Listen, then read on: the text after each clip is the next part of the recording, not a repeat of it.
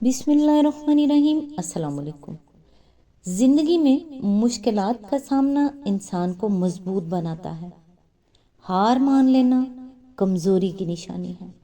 ہمیشہ کوشش جاری رکھیں، کیونکہ کامیابی ان لوگوں کا مقدر بنتی ہے جو شکست سے سیکھ کر آگے بڑھتے ہیں۔ ہر رات کے بعد ایک نیا دن طلوع ہوتا ہے۔ امید کبھی نہ چھوڑیں۔ آج انشاءاللہ سورہ الکوثر کی آیت نمبر 1 سے سٹارٹ کریں گے۔ اس کا ترجمہ اور تفسیر تفہیم القرآن سے بیان کروں گی جو اہل سنت جماعت کے لیے ہے۔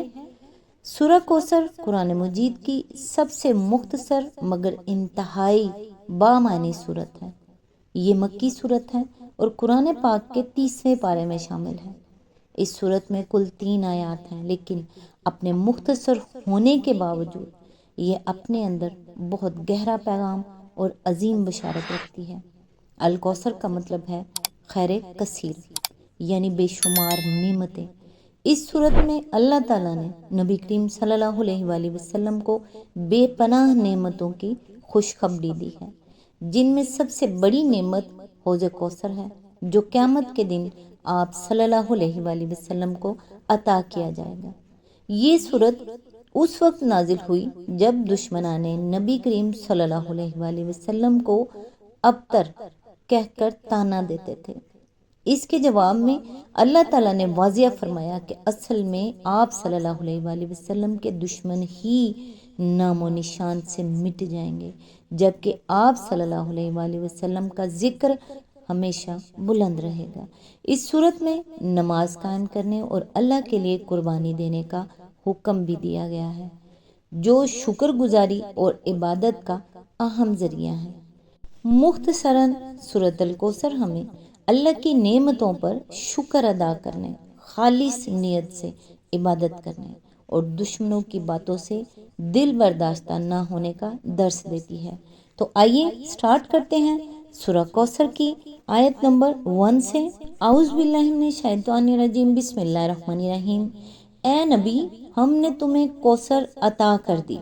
اس کی تفسیر ہے، کوثر کا لفظ یہاں جس طرح استعمال کیا گیا ہے، اس کا پورا مفہوم ہماری زبان میں تو درکنار، شاید دنیا کی کسی زبان میں بھی ایک لفظ سے ادا نہیں کیا جا سکتا۔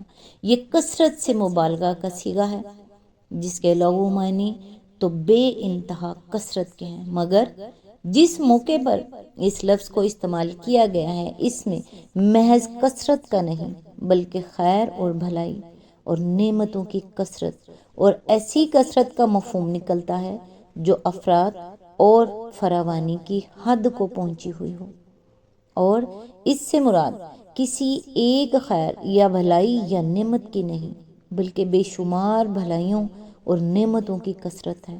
دیباچے میں اس صورت کا جو پس منظر ہم نے بیان کیا ہے، اس پر ایک مرتبہ پھر نگاہ ڈال کر دیکھیے۔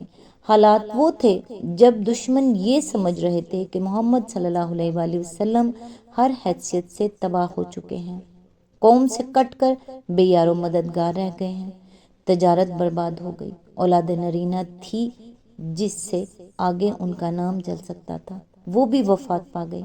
بات ایسی لے کر اٹھے ہیں کہ چند گنے چنے آدمی چھوڑ کر مکہ تو درکنار پورے عرب میں کوئی اس کو سننا تک گوارا نہیں کرتا۔ اس لیے ان کے مقدر میں اس کے سوا کچھ نہیں کہ جیتے جی ناکامی اور نامرادی سے دو چار ہیں، اور جب وفات پا جائیں تو دنیا میں کوئی ان کا نام لیوا بھی نہ ہو۔ اس حالت میں جب اللہ تعالیٰ کی طرف سے یہ فرمایا گیا کہ ہم نے تمہیں کوثر عطا کر دیا، تو اس سے خود بخود یہ مطلب نکلتا ہے کہ تمہارے مخالف بے وقوف تو یہ سمجھ رہے ہیں کہ تم برباد ہو گئے، اور نبوت سے پہلے جو نعمتیں تمہیں حاصل تھیں وہی تم سے چھینی گئیں، لیکن حقیقت یہ ہے کہ ہم نے تمہیں بے انتہا خیر اور بے شمار نعمتوں سے نواز دیا ہے۔ اس میں اخلاق کی وہ بے نظیر خوبیاں بھی شامل ہیں جو حضور کو بخشی گئیں۔ اس میں نبوت اور قرآن اور علم اور حکمت کی وہ عظیم نعمتیں بھی شامل ہیں جو آپ صلی اللہ علیہ وآلہ وسلم کو عطا کی گئیں۔ اس میں توحید اور ایک ایسے نظام زندگی کی نعمت بھی شامل ہے جس کے سیدھے سادے عام فہم و عقل و فطرت کے مطابق اور جامع ہماگیر اصول تمام عالم میں پھیل جانے اور ہمیشہ پھیلتے ہی چلے جانے کی طاقت رکھتے ہیں۔ اس میں رفع ذکر کی نعمت بھی شامل ہے جس کی بدولت حضور کا نام نامی 1400 برس سے دنیا کے گوشے گوشے میں بلند ہو رہا ہے اور قیامت تک بلند ہوتا رہے گا۔ اس میں یہ نعمت بھی شامل ہے کہ آپ کی دعوت سے بالآخر ایک ایسی عالمگیر امت وجود میں آئی جو دنیا میں ہمیشہ کے لیے دین حق کی علمبردار بن گئی، جس سے زیادہ نیک اور پاکیزہ اور بلند پایا انسان دنیا کی کسی امت میں کبھی پیدا نہیں ہوئے، جو بگاڑ کی حالت کو پہنچ کر بھی دنیا کی سب قوموں سے بڑھ کر خیر اپنے اندر رکھتی ہے۔ اس میں یہ نعمت بھی شامل ہے کہ حضور صلی اللہ علیہ وآلہ وسلم نے اپنی آنکھوں سے اپنی حیات مبارکہ ہی میں اپنی دعوت کو انتہائی کامیاب دیکھ لیا، اور آپ صلی اللہ علیہ وآلہ وسلم کے ہاتھوں سے وہ جماعت تیار ہو گئی جو دنیا پر چھا جانے کی طاقت رکھتی تھی۔ اس میں یہ نعمت بھی شامل ہے کہ اولاد نرینہ سے محروم ہو جانے کی بنا پر دشمن تو یہ سمجھتے تھے کہ آپ صلی اللہ علیہ وآلہ وسلم کا نام و نشان دنیا سے مٹ جائے گا، لیکن اللہ تعالیٰ نے صرف یہی نہیں کہ مسلمانوں کی صورت میں آپ کو وہ روحانی اولاد عطا فرمائی جو قیامت تک تمام روئے زمین پر آپ صلی اللہ علیہ وآلہ وسلم کا نام روشن کرنے والی ہے، بلکہ آپ کی صرف ایک ہی ساجزادی حضرت فاطمہ سلام اللہ سے آپ کو جو جسمانی اولاد بھی عطا کی جو دنیا بھر میں پھیلی ہوئی ہے، اور جس کا سارا سرمایہ افتخار ہی حضور صلی اللہ علیہ وآلہ وسلم سے اس کا انتساب ہے۔ یہ تو وہ نعمتیں ہیں جو اس دنیا میں لوگوں نے دیکھ لی کہ وہ کیسی فراوانی کے ساتھ اللہ تعالیٰ نے اپنے حبیب صلی اللہ علیہ وآلہ وسلم کو عطا فرمائی۔ ان کے علاوہ کوثر سے مراد وہ دو مزید ایسی عظیم نعمتیں بھی ہیں جو آخرت میں اللہ تعالیٰ آپ کو دینے والا ہے۔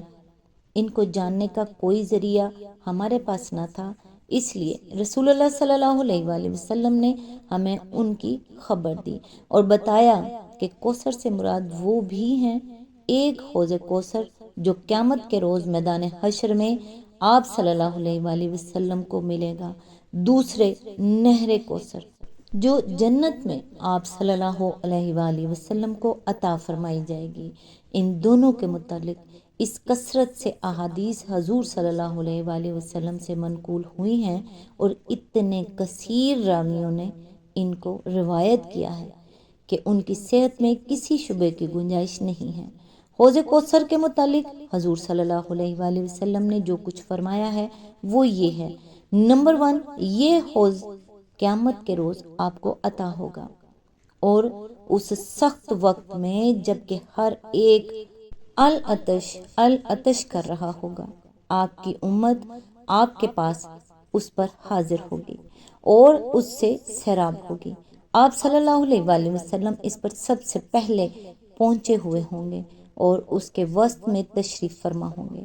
آپ صلی اللہ علیہ وآلہ وسلم کا ارشاد ہے: وہ ایک حوض ہے جس پر میری امت قیامت کے روز وارد ہوگی۔ مسلم کتاب الصلاۃ، ابو داؤد کتاب السنہ۔ میں تم سب سے پہلے اس پر پہنچا ہوا ہوں گا۔ بخاری کتاب الرقاق اور کتاب الفتن، مسلم کتاب الفضائل اور کتاب الطہارہ، ابن ماجہ کتاب المناسک اور کتاب الزہد، مسند احمد مرویات عبداللہ بن مسعود، عبداللہ بن عباس اور ابو ہریرہ۔ میں تم سے آگے پہنچنے والا ہوں اور تم پر گواہی دوں گا، اور خدا کی قسم میں اپنے حوض کو اس وقت دیکھ رہا ہوں۔ بخاری کتاب الجنائز، کتاب المغازی، کتاب الرقاق۔ انصار کو مخاطب کرتے ہوئے ایک موقع پر آپ صلی اللہ علیہ وآلہ وسلم نے فرمایا: میرے بعد تم کو خود غرضیوں اور اقربا نوازیوں سے پالا پڑے گا، اس پر صبر کرنا یہاں تک کہ مجھ سے آ کر حوض پر ملو۔ بخاری کتاب المناقب۔ الانصار کتاب المغازی، مسلم کتاب الامارہ، ترمذی کتاب الفتن، میں قیامت کے روز حوض کے وسط کے پاس ہوں گا، مسلم کتاب الفضائل۔ حضرت ابو برزہ اسلمی سے پوچھا گیا کہ کیا آپ نے حوض کے متعلق رسول اللہ صلی اللہ علیہ وآلہ وسلم سے کچھ سنا ہے؟ انہوں نے کہا، ایک نہیں، دو نہیں، تین نہیں، چار نہیں، پانچ نہیں، بار بار سنا ہے۔ جو اس کو جھٹلائے اللہ اسے اس کا پانی پینا نصیب نہ کرے۔ ابو داؤد کتاب السنہ۔ عبید اللہ بن زیاد حوض کے بارے میں روایت کو جھوٹ سمجھتا تھا، حتیٰ کہ اس نے حضرت ابو برزہ اسلمی، برا بن عازب اور عائز بن عمر کی سب روایت کو جھٹلا دیا۔ آخرکار ابو صبرہ ایک تحریر نکال کر لائے جو حضرت عبداللہ بن عمر بن عاص سے سن کر نقل کی تھی، اور اس میں حضور صلی اللہ علیہ وآلہ وسلم کا یہ ارشاد درج تھا، خبردار رہو، میری اور تمہاری ملاقات کی جگہ میرا حوض ہے۔ مسند احمد، مرویات عبداللہ بن عمر بن عاص۔ آج تک کے لیے بس اتنا ہی، کیونکہ اس آیت کی تفسیر تھوڑی لمبی ہے، لہٰذا نیکسٹ انشاءاللہ یہیں سے سٹارٹ کریں گے جہاں سے سلسلہ ٹوٹ رہا۔ اللہ تعالیٰ سے دعا ہے، اے پاک پروردگار، ہماری جو زندگی گزر گئی اس پر ہم تیرا شکر ادا کرتے ہیں اور اپنے گناہوں کی معافی مانگتے ہیں، تو ہمیں معاف کر، اور جو زندگی باقی ہے اس پر ہم تیری رحمت کے طلبگار ہیں۔ اے اللہ پاک، تو ہم پر اپنی رحمت کے دروازے کھول دے۔ آمین ثم آمین۔ نیکسٹ انشاءاللہ یہیں سے سٹارٹ کریں گے جہاں سے سلسلہ ٹوٹا ہے۔ تب تک کے لیے دعاؤں میں یاد رکھیے گا۔ اللہ حافظ۔